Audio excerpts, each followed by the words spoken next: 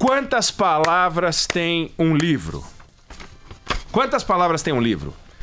Alguém sabe dizer? Quantos grãos de areia há no fundo do mar? Quantos grãos de areia há no fundo do mar? Mais difícil de responder do que quantas palavras tem um livro. Bom, um livro infantil tem de 250 mil palavras. É o basicão, tá? Você pega o Velho e o Mar, é um livro de menos de 30 mil palavras. A edição que eu tenho tem 130 páginas. Varia, né? O tamanho do corpo da letra. Era o livro, né?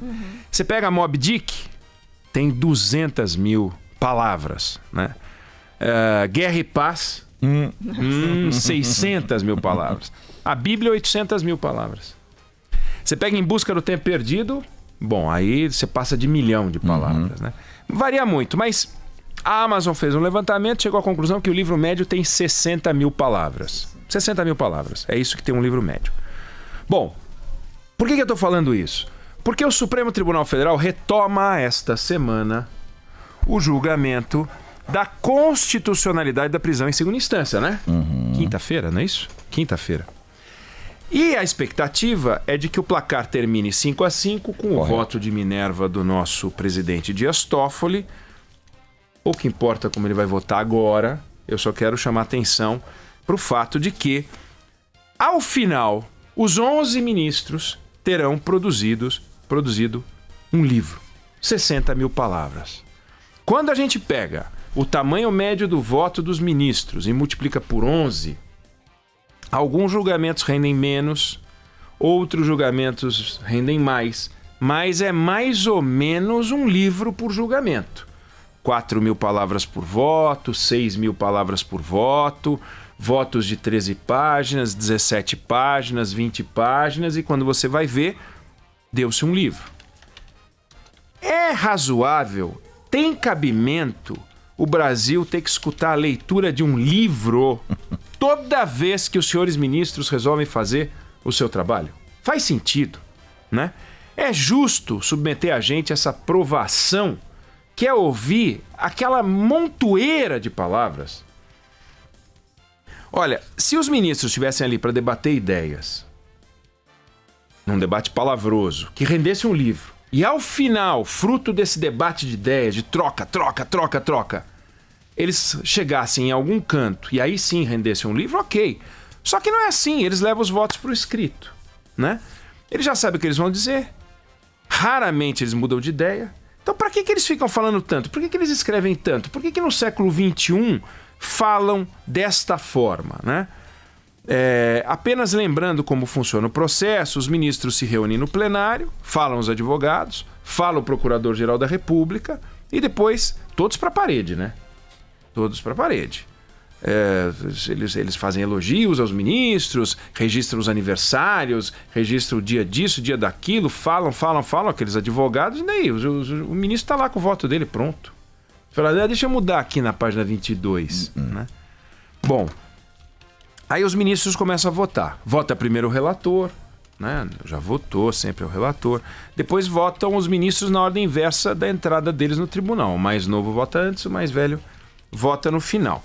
E o STF, que é um dos tribunais mais antigos do mundo, tribunais constitucionais mais antigos do mundo, ele nasceu, a lógica de entrada dos ministros e da organização é cópia da Suprema Corte Americana, mas é só isso que se parece, que é o presidente nomeia, ou indica, o Senado sabatina, aí o camarada vira um ministro que aqui não é vitalício, porque tem a expulsória aos 75 anos, já foi 70 lá, é vitalício mesmo. Enquanto o sujeito não tiver gagá, vai ficando. Mas veja como funciona na Suprema Corte. Começa que lá são 9, não são 11. Então, imaginando que aqui a gente tivesse 9, já seriam 2 a menos para falar, já teria um ganho brutal de tempo, né?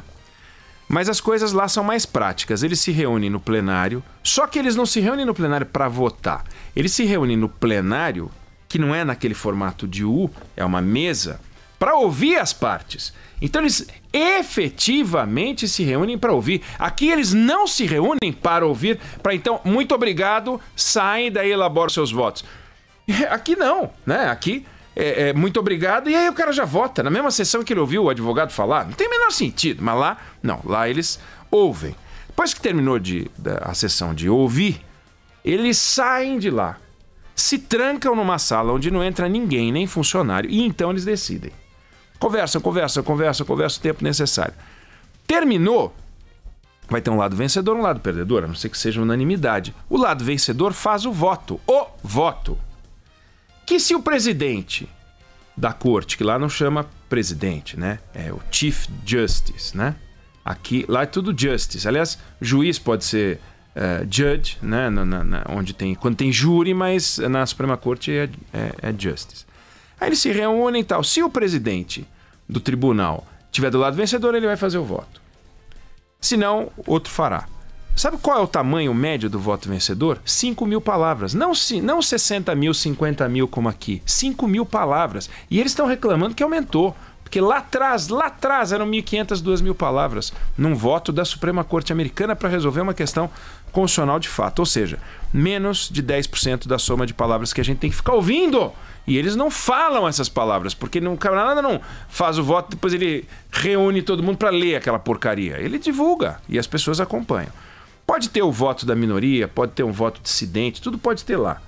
Mas o fato é que perde-se menos tempo. Eu não estou falando sobre a qualidade da decisão, não estou falando se tem que ter segunda instância, terceira instância, quinta instância, não importa para onde vá o Supremo, mas a forma como ele vai chega a ser cansativa.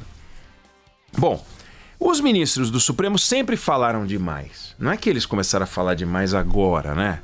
Sempre eles falaram demais. Sempre escreveram votos longos. Sempre eles tomaram o nosso tempo. Mas as coisas pioraram muito depois de 2002, quando surgiu a transmissão ao vivo dos julgamentos. Ali começou.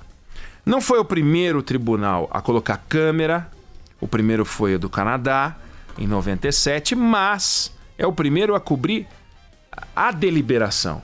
O Canadá tem umas câmeras, mas não acompanha todo o processo como aqui. Aqui acompanha tudo. É o único do mundo que é assim. Tem uma pressão nos Estados Unidos para acontecer a mesma coisa. Perguntaram para um ministro, um juiz da Suprema Corte o que ele acha. Ele falou, olha, eu sou super a favor, mas por cima do meu cadáver. Por cima do meu cadáver. Aí vamos entrar. Bom, quando as sessões da Câmara dos Deputados e do Senado americano começaram a ser transmitidas pela C-SPAN, as sessões se tornaram mais longas. Imediatamente. Tem vários estudos mostrando que passaram a gastar mais tempo porque estavam sendo transmitidos. Mais do que isso, tem estudos mostrando que a introdução da televisão criou uma redução na rotatividade do Senado e da Câmara. Por quê? Pessoas que passaram a aparecer na televisão com aquela propaganda gratuita levavam vantagem numa disputa eleitoral contra outros que não tinham esse privilégio. Então acabava sendo, e acaba sendo mesmo aqui nós temos os camaradas que aparecem em CPI, naquela palhaçada que eles fazem, e as CPIs transmitidas pela TV têm mais bate-boca do que as CPIs que não são transmitidas pela televisão, né? É simples assim. Propaganda gratuita, o camarada se vale daquilo, né? No caso do STF, a transmissão da TV aumentou a lentidão e tornou as sessões um show, um reality show, né? E isso não faz o menor sentido, né? Se você perde mais tempo num julgamento, o que acontece? Outros ficam aguardando o julgamento. Uhum. Se você perde mais tempo numa sessão, não. Nós estamos indo para a terceira sessão de julgamento dessa droga dessa segunda instância. Terceira sessão. Se eles gastassem uma sessão por julgamento, teriam julgado 3 processos importantes. Mas não, eles vão gastar 3 sessões. Ah, mas é muito importante. É muito importante, mas não precisa falar tanto, pô. Não precisa. Bom, até 2002, você tinha 260 pessoas acompanhando os julgamentos do Supremo. E na Suprema Corte 170. É o que cabe no auditório lá, né? E aí, começou a transmissão. Há uns 2, 3 anos, um economista chamado Felipe de Mendonça Lopes, da Escola de Economia da Fundação Getúlio Vargas, resolveu medir isso. Ele foi medir isso. E ele fez uma pesquisa que rendeu uma tese de doutorado que se chama Televisão e Comportamento Judicial, Lições do Supremo Tribunal Federal. E o que ele fez? Ele pegou uma montoeira de casos do STF no período 1988-2015. Então, tem antes e depois de 2002 da TV. foram mais de 1.500 acórdãos. Acórdão é a decisão final, né? Então nós estamos falando de 15 mil votos. Pega esses 1.500 aí, multiplica por 11, né? E ele pesquisou no site do STF e mediu o efeito do julgamento antes e depois do advento da TV. O que ele concluiu? Ele concluiu que de 2002 para cá, aspas, houve mudanças significativas no comportamento dos juízes do Supremo. Como políticos, os ministros usam a televisão como publicidade gratuita e procuram maximizar sua exposição, escrevendo votos mais longos, lidos em voz alta nas sessões e se envolvem em discussões mais longas com seus pares. O estudo mostra que os ministros do STF passaram a escrever votos maiores e discutir mais, né? Então, no STF, eles podem, o relator dá o voto. Aí o segundo vai votar e fala assim, eu queria dizer que eu concordo com o relator. Simples assim. Aí alguém abre um voto dissidente, o outro pode dizer, eu queria dizer que eu acompanho a dissidência aberta pelo ministro Felipe Bueno. Mas não, depois do advento da TV, esse tipo de alternativa começou a diminuir muito. Não tem mais isso, que você reduziria para meia hora, né? Falei, gente, o que a gente faz agora? Sei lá, toma um chá, vai jogar gamão, né? Faz alguma coisa, porque você tem tempo agora, né? Mas não. Depois que os julgamentos passaram a ser transmitidos pela TV, eles passaram a concordar menos, passaram a falar mais, passaram a ler mais, passaram a brigar mais, né? E a se agredir mais, e a dar mais showzinho, fazendo cara e boca, dando espetáculo. Esse foi o efeito da televisão. Aí o estudo do economista Felipe de Mendonça Lopes mostra que a introdução da televisão tornou, então, portanto, os votos mais longos. Ou seja, é ingenuidade acreditar que um juiz, que um magistrado, que um ministro do Supremo seja um árbitro imparcial só porque ele estudou direito e não está no Congresso Nacional. Ele não é um árbitro imparcial. Aí tem gente que defende a TV porque diz assim, não, isso aumenta a transparência. Aumenta a transparência. Bom, qual é a relação entre transmissão e transparência? Né? Então a gente desconfia da honestidade dos ministros. Sem televisão, exato, eles não são confiáveis. Ok, bom, só podemos confiar se eles votarem individualmente e ao vivo, mas e se eles não são confiáveis, só ao vivo? Eles não podem combinar os votos e então votar ao vivo?